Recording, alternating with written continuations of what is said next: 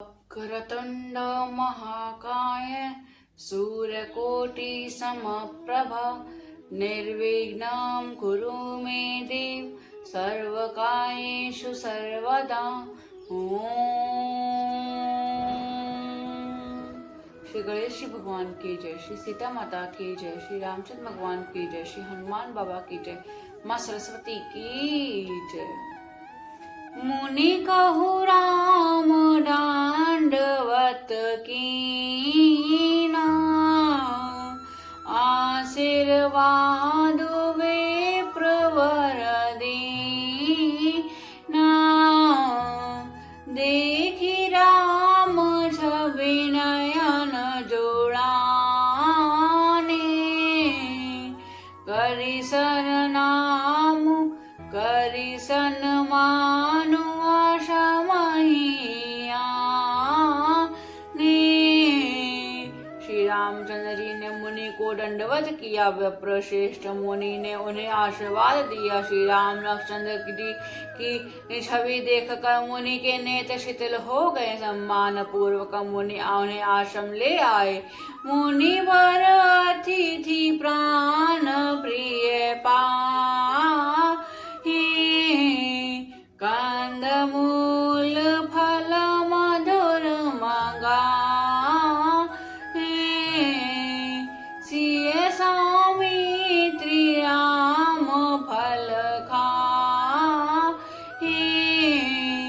तब मुनि आश्रम दिए सोहाहि।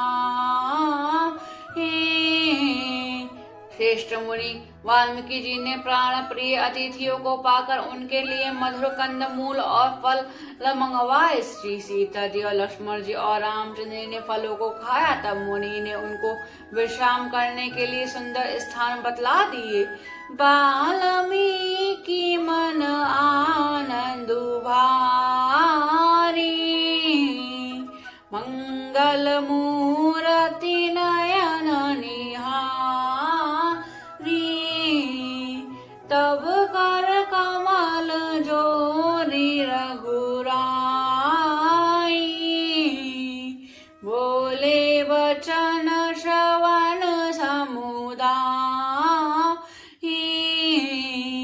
मुनि श्री राम जी के पास जाकर बैठे हैं और उनकी मंगल मूर्ति नेत्रों से को देखकर वाल्मीकि जी ने वन में बड़े भारी आनंद हो रहा है। तब श्री रघुनाथ जी कमल सदृश हाथों को जोड़कर कानों को सुख देने वाले मधुर वचन बोले। तुम त्रिकाल दरसि मुनि नाथा, बिसब बदर जिमि तुम्हारे अस कहि प्रभु सब कथा बखानी। जेहि जेहि भांति दीन बनुरानी। हे मुनिनाथ, आप त्रिकालदर्शी हैं। संपूर्ण विश्व आपके लिए हथेली पर रखे हुए बेर के समान है। प्रभु श्री रामचंद्र जी ने ऐसा कहकर फिर जिस जिस प्रकार से रानी कैकेयी के ने वनवास दिया है सब कथा विस्तार से सुनाई।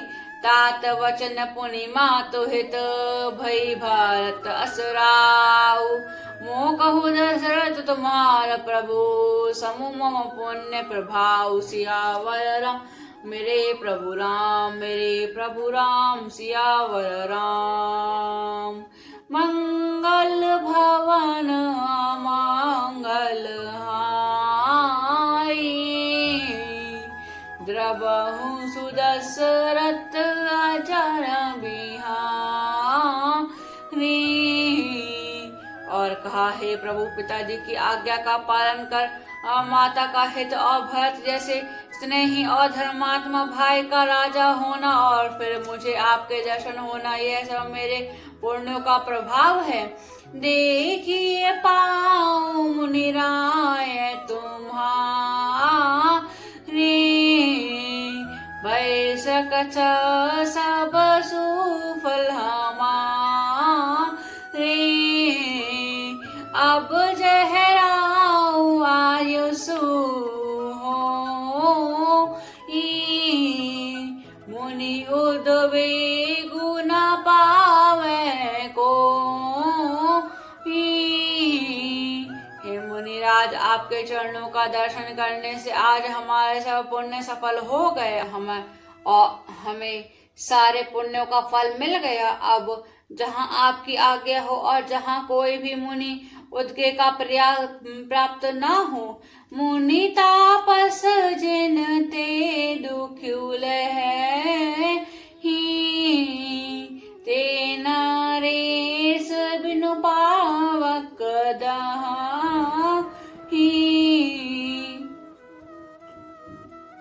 मंगल मूल विप्र परितो दही कोटि कुल भूसरूरो। क्योंकि जिनसे मुनि और तापस दुख पाते हैं वे राजा बिना अग्नि के ही अपने दुष्ट कर्मों से ही जल में भस्म हो जाते हैं। ब्राह्मणों का संतोष अमंगलों की जड़ है और भूदेव ब्राह्मणों का क्रोध करोड़ों का कुलों को भस्म कर देता है।